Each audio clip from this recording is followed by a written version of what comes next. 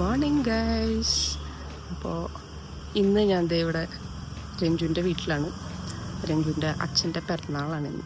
2 ദിവസത്തേക്ക് വേണ്ടി നാട്ടിൽ വന്നതായിരുന്നു. അപ്പോൾ കറക്റ്റായിട്ട് ഇത് നമുക്കറിയില്ലായിരുന്നു, ഇവിടെ വന്നു കഴിഞ്ഞിട്ട് അറിഞ്ഞത്. അപ്പോൾ എന്തായാലും ദേ ഇന്ന് രാവിലെ എണീറ്റ് പിന്നെ ഇവിടെ അടുത്തുള്ളൊരു അമ്പലത്തിൽ പോകണം, പിന്നെ നമ്മുടെ ഗുരുവായൂരപ്പനെ ഒന്ന് കാണാൻ പോകണം. അങ്ങനെയൊക്കെ ആയിട്ട് ഇന്ന് രാത്രി റിട്ടേൺ. അപ്പോൾ എന്തായാലും പോയി അമ്പലത്തിലൊക്കെ തൊഴുതു വന്നിട്ട് ചെറിയൊരു സദ്യയും കേക്ക് കട്ടിങ്ങൊക്കെയാണ് ഇപ്പോഴത്തെ ഒരു പ്ലാൻ. കാരണം അധികം സമയവുമില്ല, നമുക്കിനി ഇത് കഴിഞ്ഞിട്ട് നേരെ അമ്മൂമ്മയുടെ അടുത്തേക്ക് പോകണം, അമ്മൂമ്മയുടെ അടുത്ത് കുറച്ച് സമയം സ്പെൻഡ് ചെയ്യണം. അങ്ങനെയൊക്കെയാണ് ഇന്നത്തെ പ്ലാൻ. അപ്പോൾ അതേ ഞങ്ങളെല്ലാവരും റെഡിയായി, രഞ്ജു റെഡിയാവാൻ വേണ്ടി വെയിറ്റ് ചെയ്തിരിക്കുകയാണ്. അപ്പം ഞാൻ വിചാരിച്ചു ആ സമയം കൊണ്ട് ഇൻട്രോം എടുത്ത് വീടിൻ്റെ പരിസരമൊക്കെ ഒന്ന് കാണിച്ചു തരാമെന്ന് വിചാരിച്ചിട്ട്. ഞാൻ ഭയങ്കര അടുത്തിരിക്കണ പോലെ അല്ലേ. ഓക്കെ.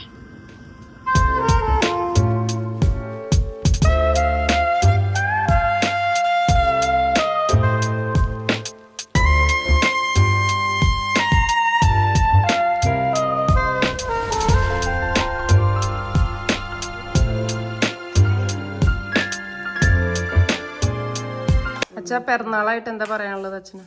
എന്താ പറഞ്ഞത്, നിങ്ങൾക്കൊക്കെ ആയുരാരോഗ്യ സൗഖ്യം, വേറെ ഒന്നും സന്തോഷമായിട്ട് വേറെ ഒന്നും വേണ്ട. ഏറ്റവും പ്രധാന ആരോഗ്യമാണ്. അതില് ഇന്നിപ്പോ പെൻഷൻ എന്താ പറയണ്ടേ, പിറന്നാൾ നിങ്ങളുടെ കൂടെ അടിപൊളിയാക്കിയുള്ള ആദ്യമായിട്ടാണ് ഇങ്ങനെ എല്ലാരും കൂടെ. അതെ,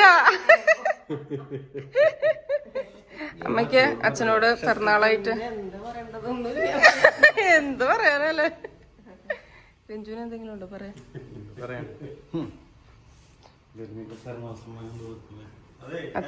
അച്ഛന്റെ പിറന്നാളായോണ്ട് അച്ഛന് നമുക്ക് എല്ലാവർക്കും സമ്മാനം തരുന്നു. നല്ല വാക്ക് തന്നെയാണ് സമ്മാനം. അതെ, എന്നെ പോലത്തെ ഒരു മോളെ കിട്ടിയതാണ് അച്ഛന്റെ ഏറ്റവും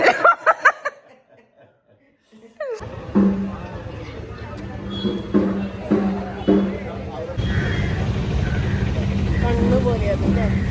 ആ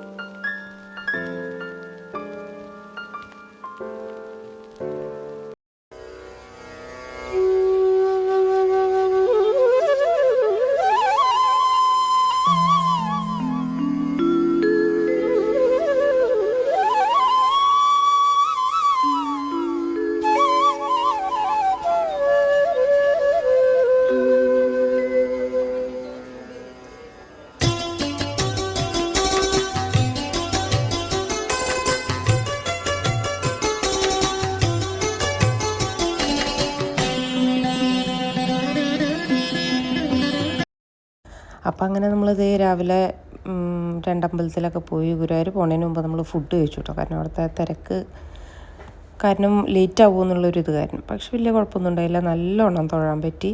അത് കഴിഞ്ഞ് ഇറങ്ങിയത് അവിടെ അടുത്ത് തന്നെ ഒരു ഷോപ്പ് ഉണ്ടായിരുന്നു. അപ്പോൾ അവിടെ നമ്മൾ പോയി നല്ല നല്ല സാധനങ്ങൾ, നല്ല പെയിൻറ്റിങ്സ് കണ്ടു കഴിഞ്ഞാൽ സത്യം പറഞ്ഞാൽ നമുക്ക് എല്ലാം മേടിക്കാൻ തോന്നും. പറ്റണത്രയൊക്കെ മേടിച്ചു. അങ്ങനെ അതൊക്കെ കഴിഞ്ഞ് ഞങ്ങൾ നേരെ ഞങ്ങളൊരു ചേട്ടൻ്റെ ചേച്ചിയുടെ വീട്ടിൽ പോകണമായിരുന്നു. അപ്പോൾ അത് പോണ വഴിക്കാണ് ഇവിടെ പുതിയ ഗരുഡനെ വെച്ചു എന്ന് പറഞ്ഞപ്പോൾ അപ്പോൾ അതിൻ്റെ ഒരു വീഡിയോ അങ്ങനെ എടുത്തതാണ് കേട്ടോ. ഇത് പുതിയതാണ്, 2 ദിവസം മുമ്പ് മാറ്റിയിട്ടേ ഉള്ളൂ. അപ്പോൾ അത് കഴിഞ്ഞത് ഞങ്ങൾ നേരെ അവിടെ എത്തി. അവിടെ കുറച്ച് നേരം ഇരുന്ന് വർത്താനൊക്കെ പറഞ്ഞ് പിന്നെ പതുക്കെ അവിടെ നിന്ന് ഇറങ്ങി നേരെ ഫുഡ് കഴിക്കാൻ പോയി.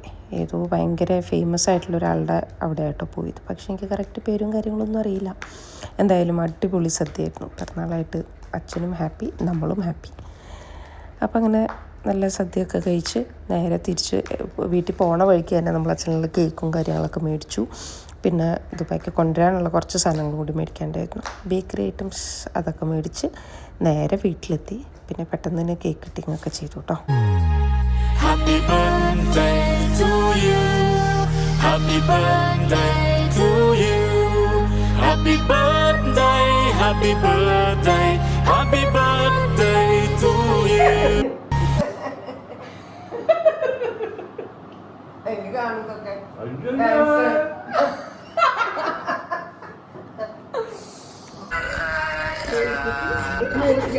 അത് വേണം.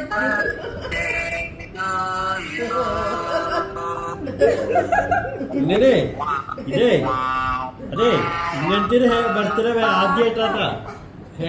ഇങ്ങനത്തെ ഒരു ബർത്ത്ഡേ ആദ്യമായിട്ടാണ്. രണ്ടുപേരും അങ്ങോട്ടും കേൾക്കാത്തോണ്ട് കുഴപ്പമില്ല. ഇനി ഗുരുവായൂരപ്പന്റെ പ്രസാദം അവർക്ക് കൊടുക്കണ്ട കേട്ടാ ബർത്ത്ഡേ ആയിട്ടേ. അത് ആദ്യല്ലേ പഞ്ചസാര പായസം ഷുഗർ ഫ്രീ. എടുത്തോളൂ.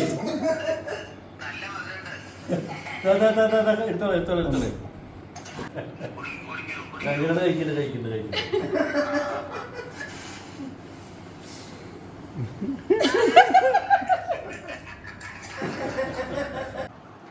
പറയൂ അച്ഛന്റെ ഈ കൊല്ലത്തെ ബർത്ത്ഡേ സെലിബ്രേഷൻ. ഏറ്റവും നല്ല ബർത്ത്ഡേകളിൽ ഒന്നാണ് ഇത്. സംശയമില്ല. ഉച്ചക്കലത്തെ എല്ലാവരും ഉച്ചക്കലത്തെ അതിനേക്കാൾ അടിപൊളി. രാവിലത്തെ ബ്രേക്ക്ഫാസ്റ്റ് അടിപൊളി, ഉച്ചക്കലത്തെ അടിപൊളിയുടെ അടിപൊളി. പിന്നെ ഇപ്പൊ ഞങ്ങള് കുറെ കാലമായിട്ട് മക്കളൊന്നും ഇല്ലാത്ത ബർത്ത്ഡേ പിറന്നാളായിരുന്നു. ഇപ്പൊ നാളത്തെ ഒരു നെക്സ്റ്റ് ഡേ സെക്കൻഡ് എന്താ പറയണ്ടേ ബർത്ത്ഡേയുടെ 2ാം ദിവസം ആ കുടിക്കാൻ മോളും വരുന്നുണ്ട്. പിന്നെന്ത് വേണം. അപ്പോൾ കേക്ക് കട്ടിങ് എല്ലാം കഴിഞ്ഞ് ഇനിയിപ്പോൾ നമുക്ക് ദുബായിക്ക് കൊണ്ടുവരാനുള്ള കുറച്ച് മാങ്ങയും ചക്കയൊക്കെ പൊട്ടിക്കാൻ വേണ്ടിയിട്ട് അങ്ങനെ ഇതേ പറമ്പിലേക്ക് നൈസായിട്ടൊന്ന് രഞ്ജു വീഴാൻ പോയി. എന്തായി?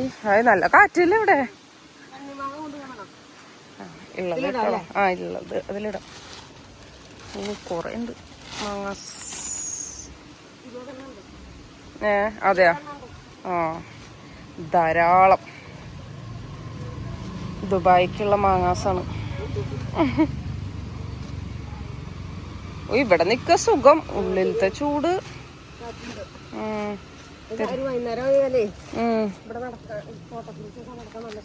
അതെ, അങ്ങനെ എല്ലാം സെറ്റായി.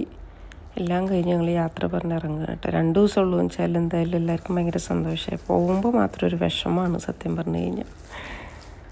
അപ്പോൾ ഓക്കേ. അപ്പം അങ്ങനെ എല്ലാം കഴിഞ്ഞ് ചുങ്കാലിൽ പോയി പാക്കിങ് എല്ലാം കഴിഞ്ഞ് ദേവര് നമ്മളെ എയർപോർട്ടിൽ കൊണ്ടാക്കി. Bye bye.